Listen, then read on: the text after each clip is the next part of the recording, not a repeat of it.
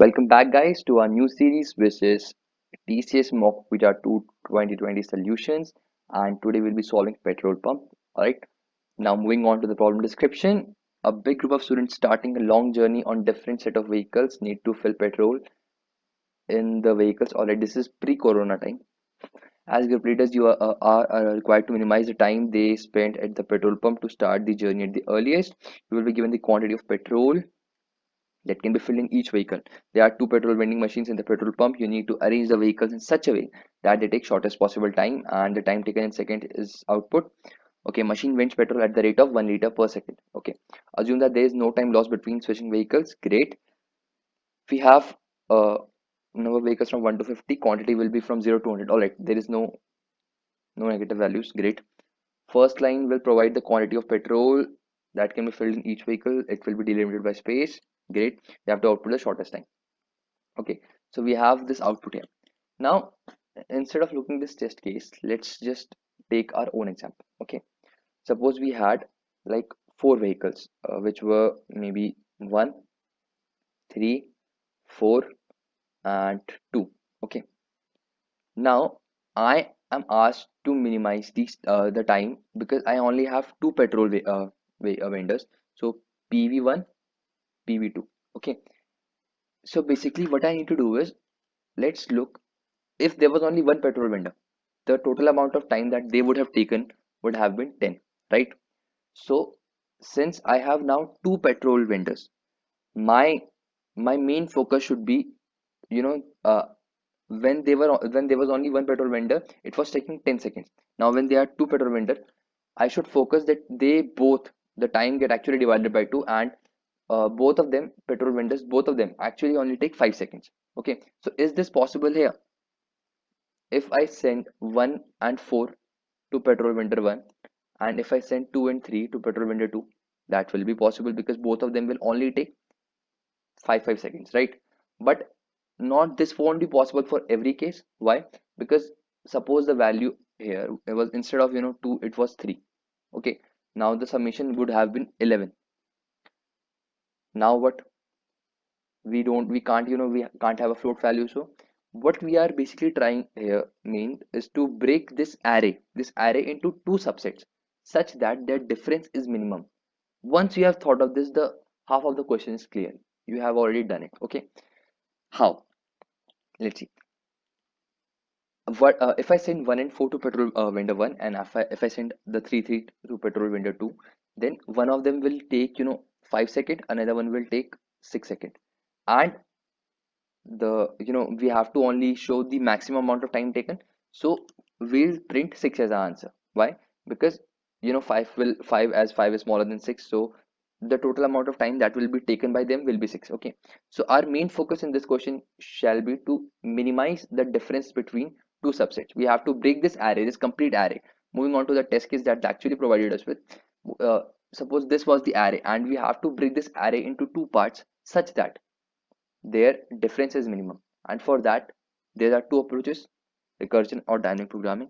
We can use recursion. Actually, we have tried using recursion, but it will give you a TLE, a time limit exceeded. So we'll be using dynamic programming. Okay, uh, this question is actually pretty popular question, and if you have even a slight bit of idea, if you have actually solved subset some problem, that's also a pretty decent one. So if you have solved that one, this question becomes a lot easier. All right, I'll show you how to solve this in dynamic programming, how to code for it. But before that, let's just look in another explanation. I'll try to summarize what I am basically doing here. It's basically, firstly, suppose we only had one petrol vendor, then the total amount of time could not, you cannot change it. That will basically be the sum of all these values. But now, since we have a freedom, we have a liberty, we have two petrol vendors, right?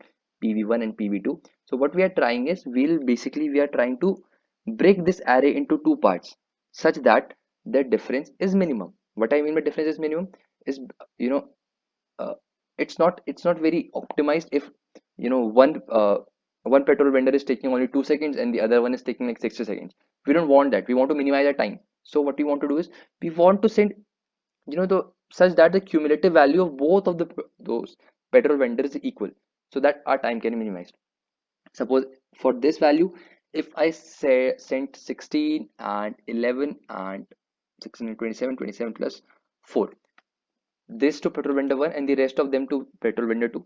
So the time that these three will take will be 31, and the time that those rest of those drivers will take will be 30. And this is the minimum, this is the best way to break this array into two parts, such that the cumulative value, the sum of one array is 31 and the other one is 30. And if I take a difference, I'm actually getting a difference of 1. Okay. So I hope I'm pretty clear what I'm trying to do here. So now let's move on to how to make a solution for DP. All right. Now just forget that there was a question that we were trying to solve. Now we have an array and we have to break this array into two parts such that the difference is minimum. Okay. The summation of this array is 13, by the way, and I can break into two parts such that the summation of one set is 7 and the other is 6. That will be 4 and 3 in one part and 1 to 2 in one other part. Okay.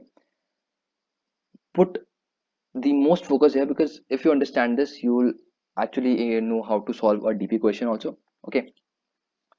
So how I'm going to solve it? I'll make a Boolean 2D matrix where the row indicates me the number of elements set that I have from 0 to n. I'm currently using indexing from 1 to n. Okay. And where the column will denote me the sum that I have, 0 to sum. So long story short, what I'm trying to do here is I'll check for every value, for every value of sum, is that sum possible if I only include this element. So suppose if I am this value, okay, I'm checking, can I make 3 with the help of 3? Yes, I can I make 5 with the help of 3? So when I'm saying I mean only 3. Can I make 5 with the help of only 3? No, I can't. Can I make 10? No. When I'm checking this element 4, can I make 4 with the help of you know 2, 4, 1 and 3? When I'm at this element, I mean can I make such, when I'm at 11, can I make 11 with the help of all these values? When I'm at 3, can I make 3 with the help of all these values? That is simply what I'm trying to do here. Okay. So I'll just write some conditions for better understanding. What I'm going to do is, firstly I'll just copy my values from the previous row.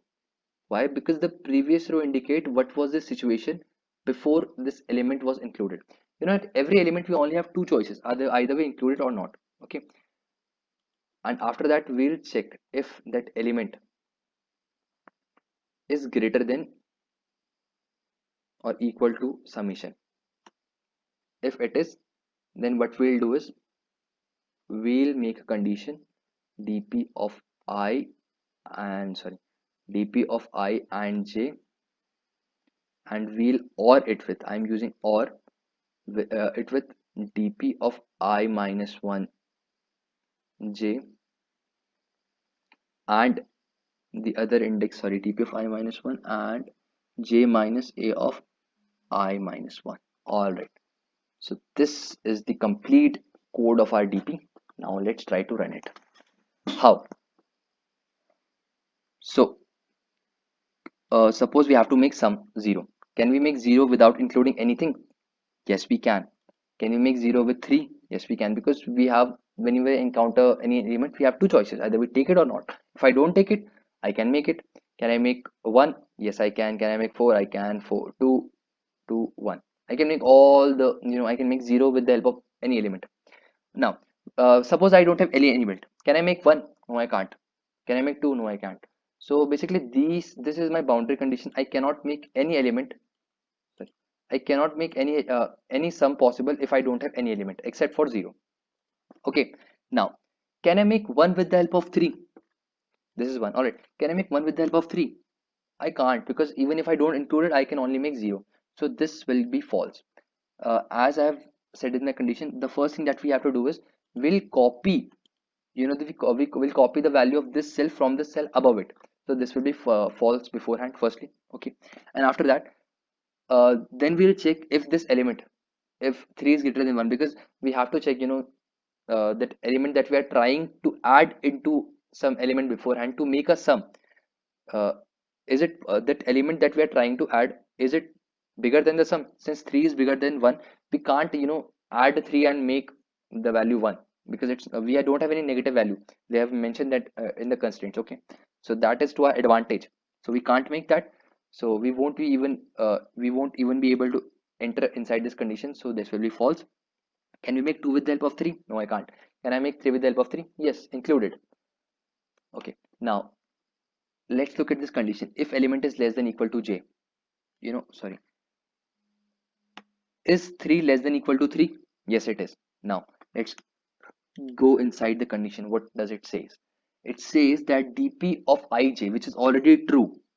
So by the way, if you or it with any value, whatever it is, it will always be true. Okay, so the answer will stay true, but let's look what is going to happen. All right, so we have to we have to or it with another index, which will be dp of I minus 1 jai minus 1.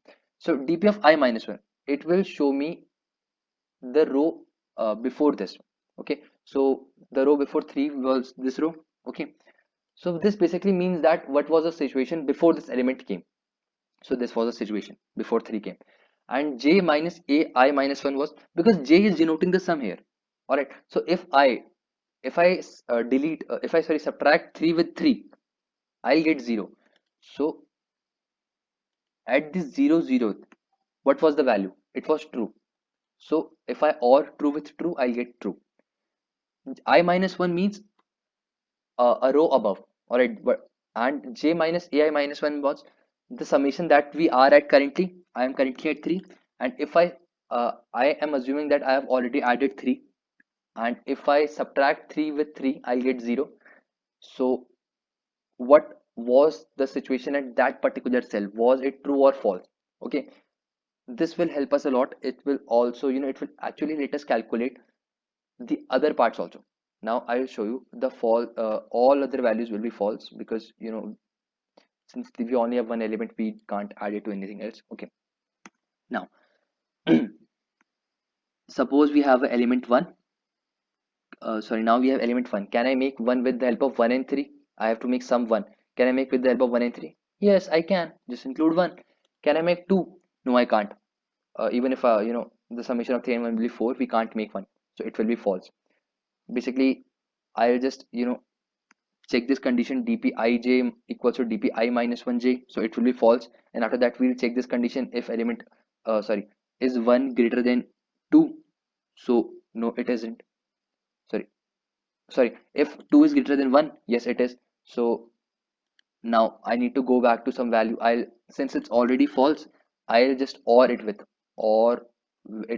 what, dp of I minus 1, which means the previous row and j minus ai minus 1.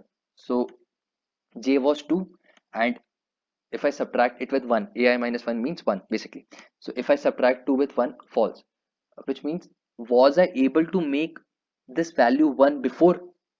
Basically what I'm checking is this, was I able to make 1 before? Right now, with the help of this element, I'm not able to make, but was I able to make 1 before? No, I even then I wasn't. So I'll just have another value that will be false. False or false will give me false, so this will be false. Okay, what about 3? dp ij equals to dp I minus 1 j. I'll copy the top value, that will be true. Now I'll go in my condition, is 3 greater than 1? Yes, 3 is greater than 1. Then I'll or my t with dp of I minus 1, which means previous row, and dp of 3 minus 2, sorry 3 minus 1, j minus ai minus 1, which means 3 minus 1 2. So even though if it gives me false, all right, even though it gives me false, since it's a or condition, our answer will be true. Okay, so the answer will just stay true. Now what about 4? Why we have implemented this condition? Right now, till now, we haven't seen any advantage of it. I'll show you why. Suppose we have an element 4. Okay, I'll subtract, I have now an element 1. Can I make 4 with the help of 1? No, firstly I'll just copy the value from the top cell, that is false. So initially we were not able to make 4, but now with the help of 1, can I make it? Let's see. False, 1. All right, so is the summation of value of 4, is 4 greater than 1? Yes, it is. The another benefit of using this condition is we are actually able to check boundary conditions, sorry, bounding, we are able to check if the value is inside a bound or not. All right, so initially we were not able to make 4 with the help of 3 only, right? We know that. Now with the inclusion of 1, can we make it? Let's see. Is my 4 is greater than 1, so I'll go inside my condition dpij, which means dp of this 2 and 4. I'll or it with dp of I minus 1, which means dp of 1 with j minus ai minus 1, which means 4 minus 3, sorry, 4 minus 1, 3. So I can make, I was able to make this element. Basically, I am checking here is that I have a value 4. Can I make it with 1? If I only include 1, no, I can't. So I am doing a trick. I am subtracting 1 from 4, and then I'm going to that index. I'll get a value of 3, right? 4 minus 1 will give me 3. Now I'll go to the previous row, like previous situation before this 1 came, and I check, was I able to make 3? Which means since now I have 1, if I had 3 before, then I would be able to make 4. Okay, and surprisingly, this shows us that yes, we were able to make 3, and now if you have 1, you can make 4. So I'll just OR it with my t and we'll get t. And this is how we are going to solve all of our questions. Sorry, this is how we will be making all of our matrix. Now I'll be making my matrix and I'll show you what will happen after that. All right, so now this is our complete table, right? Now what I will do is I'll go to the last row, because at last row we have already tried and calculated the value with all the previous sets. The last row will include the answer with all of these values, right? Now we can actually make all the values ranging from 0 to 13 because all of them are true, right? But since we have to find the minimum difference, so what I am going to do is I will be, the summation is 13, I'll actually floor it with, I'll have a floor division which will give me 6. Now I'll go to the sixth value. If this sixth value, oh sorry, if the sixth value is true, basically if the sixth column is true, then it means that I can make 6. So as soon as I've encountered true, I'll break it. Otherwise, if suppose if 6 was false, I would have been iterative backwards until I encounter a true. And since I encounter true here, I'll simply break here, which means then yes, we can actually make a value, we can actually make a set where the summation is 6. And how to calculate the other one, I'll just subtract that with the total summation, so it will give me 6. And how to calculate difference, subtract them, and the absolute difference is our answer. Okay, so this, I hope this was our approach. Now let's move on to the coding part. Okay, all right, so without any waste of time, let's now make our, firstly, the function. I'll make a function def, sorry, calculate difference. Okay, calculate diff, right, where I have two values, firstly my array and then the number of elements that I have. Since both of them are important to me, I'll calculate my sum with the help of inbuilt sum function. Now I have to make a boolean matrix. So how to do that? In Python, making a 2D matrix might seem a little bit of complicated, but it's not much. So for I in range of s plus 1, basically with this our columns are done, and now we have to make our row for j in range of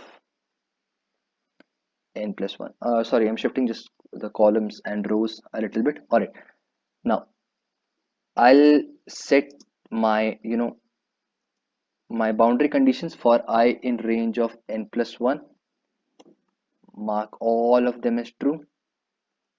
Okay, dp of I and 0 will give me true. For j, these were the true and false conditions that we made beforehand. for and from 1 to summation of 1, we'll get dp of 0 and j, it will be false, right? Now I have to, you know, go to each cell to calculate their value. So for I in range of 1 to n plus 1, and for j in range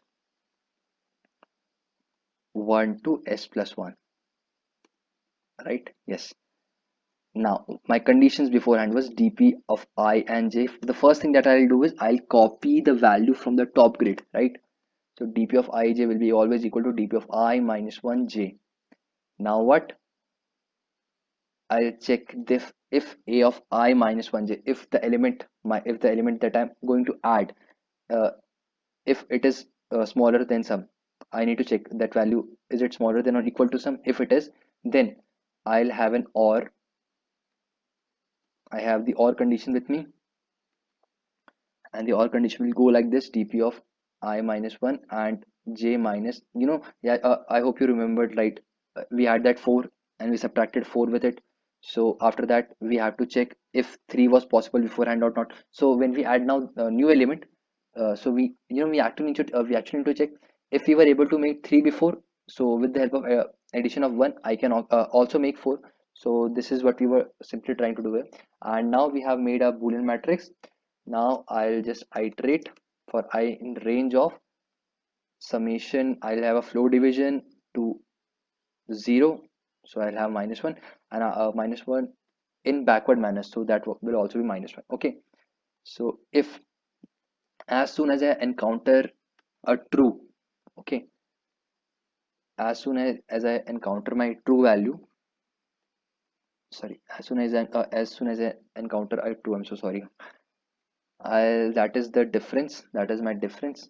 So it will be equal to summation minus 2 into j, right? There we encountered true at 6, so the difference will be summation was 13 minus 6 into 2 12, the difference was 1, right?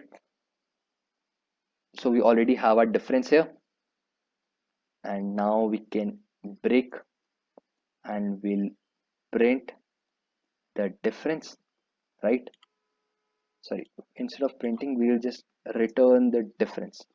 Okay, let's now firstly try to run this code if there is an error. Okay, so there isn't. Great.